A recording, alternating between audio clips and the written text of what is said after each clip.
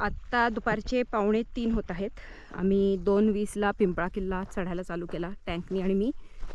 तो किल्ला आहे, फार मोठा नाही आहे. अंदाजे 1 तासात आम्ही वर पोचलो पाहिजे. हा थोडा नाटकं करत आहे, बट दॅट्स ओके, कारण आत्ता दुपार आहे त्यामुळे त्याला गरम होत असणार आहे. त्यामुळे मी हळूहळू जात आहे त्याच्या स्पीडनी.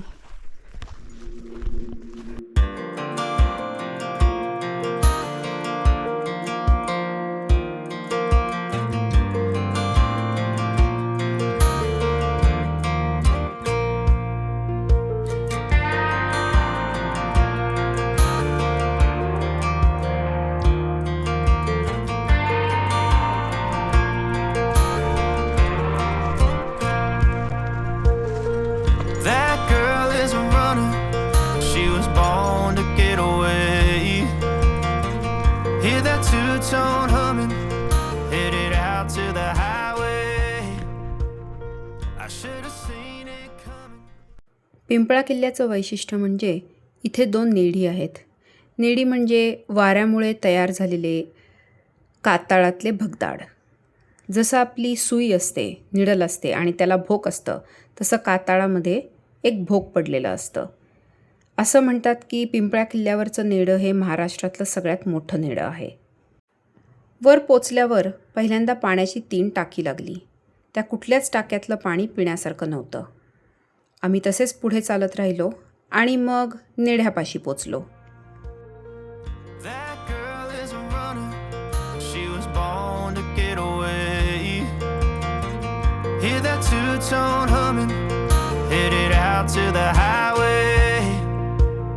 I should have seen it coming for the years left in the dust.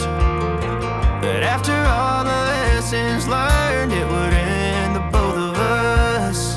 There's a first for everything, like a hand holding mine. Now I'm left here with the pain from her I love you goodbye. And though it hurts to watch my whole world become the woman she would be, the thing that I forgot would set her free. I taught her how to leave.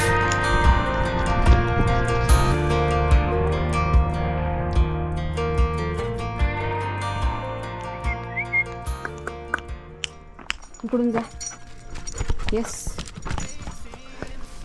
हे दुसरं नेड आहे, पण हे बुजलंय, दगडं पडली त्याच्यात. इथे ना कॅम्पिंग करायला खूप छान जागा आहे.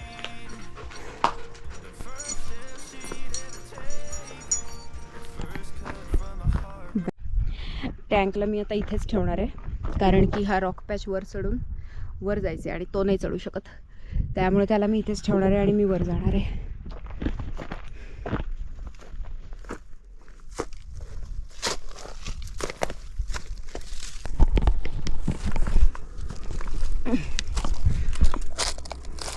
हाच आहे का नक्की ते पण नाही माहिती. गडमाथ्यावर जायचा हा रस्ता नव्हता, मी फक्त प्रयत्न करत होते.